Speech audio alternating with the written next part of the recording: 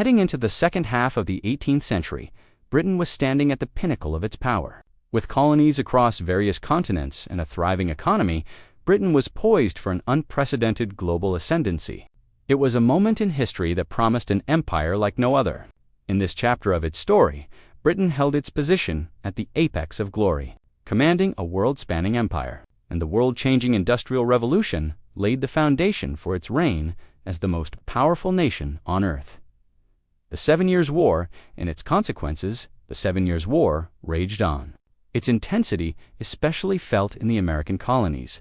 The war was a direct result of conflicts over British and French territorial claims, particularly in the Great Lakes region. The French and their native allies initially gained the upper hand, securing key victories at Monongahela in 1755 and Fort William, Henry in 1757. But by 1758, British blockades and a devastating smallpox epidemic among the French's Indian allies began to shift the balance. With the support of their allies in the Iroquois Confederacy, the British regrouped and launched a fierce offensive that pushed France onto the defensive. The British aimed for Quebec, and in 1759 they sailed up the St. Lawrence River, laying siege to Quebec City. On September 18, 1759, the city surrendered, marking a turning point in the war. The following year, the capture of Montreal solidified British control over French Canada. But it wasn't just in Canada where the British were.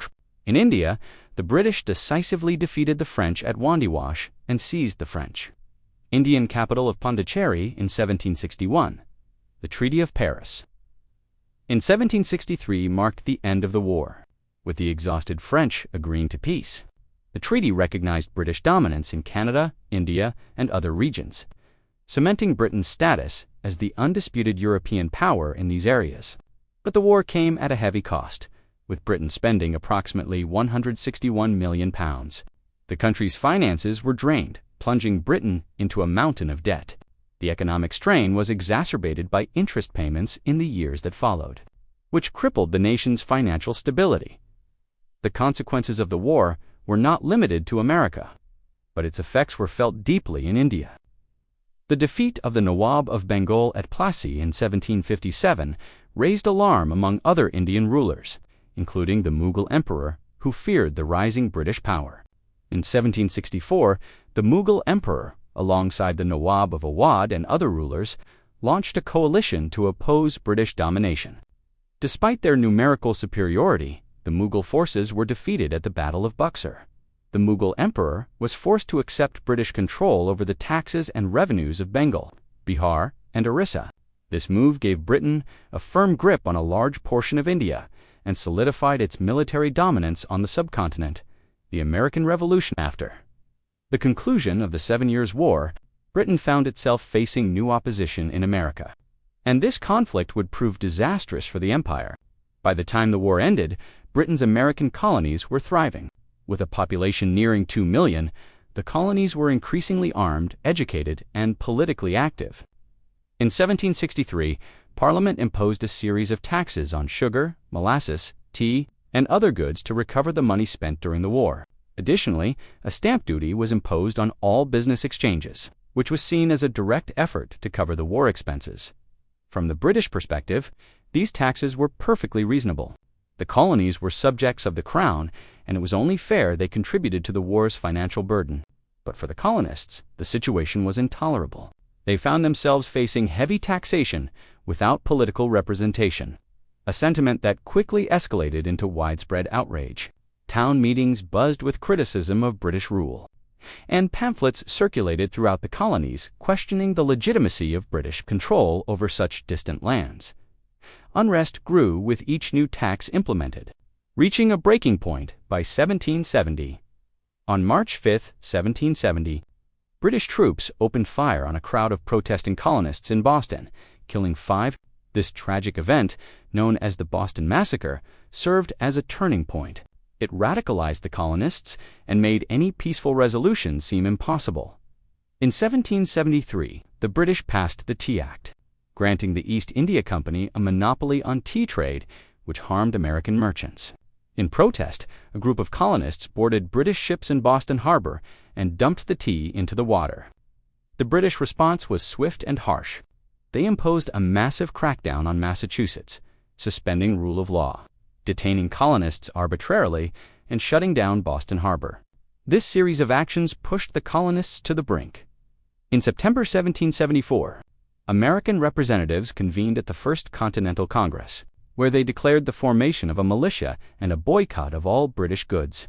King George III saw this as open rebellion, and in April 1775, he sent troops to arrest the leaders of the revolt in Lexington and Concord. On April 19th, shots were fired between British troops and the colonial militia, marking the beginning of the American War of Independence. The British faced significant defeats throughout the war, most notably at Bunker Hill in June 1775 and Boston in March 1776. The Continental Congress declared independence from Britain on July 4, 1776. Bold victory by the colonists at the Battle of Trenton in December 1776 further demonstrated British vulnerabilities. Heading into the second half of the 18th century, Britain stood at the height of its power, with colonies around the world and a thriving economy. It was a moment of global ascendancy, with Britain at the peak of glory. The Industrial Revolution was beginning to lay the groundwork for its rise as the most powerful nation on Earth. The war, largely fought in the American colonies, stemmed from disputes over land claims. Initially, the French and their Native American allies gained the upper hand, but British blockades and a smallpox epidemic weakened France's position. And by 1759, Britain was on the offensive, aiming for Quebec. The capture of Quebec in 1759 and Montreal in 1760 shifted control of Canada to Britain. In India, Britain defeated the French and seized Pondicherry in 1761. The Treaty of Paris in 1763 marked the end of the war, with Britain solidifying control over Canada and India, but at a massive financial cost, leaving Britain with significant debt. After the war, Britain faced opposition in the American colonies. In an effort to recover war debts, Parliament imposed taxes on the colonies, which led to widespread resentment. The Boston Massacre in 1770 escalated tensions, and by 1773, the colonists protested with the Boston Tea Party. In 1775, fighting broke out, marking the beginning of the American War of Independence. Despite early victories, British forces were eventually defeated, with Cornwallis surrendering at Yorktown in 1781. The Treaty of Paris in 1783 recognized American independence, marking the end of the First British Empire. After the loss of the American colonies, Britain turned its attention to India and Africa. Under the leadership of William Pitt the Younger, Britain recovered economically and politically. The defeat of Napoleon at Waterloo in 1815 ushered in a period of peace in Europe. While Britain's empire continued to expand, the Industrial Revolution transformed Britain from a rural to an urban society. With steam engines powering factories and trains, despite harsh working conditions, the shift brought greater wealth and political change. By the 1830s, the Chartist movement pushed for social reforms and political representation. The Victorian era saw Britain at the zenith of its power. Under Queen Victoria, the empire expanded, reaching its greatest extent. Technological innovations, including steamships and railways, reinforced Britain's global dominance.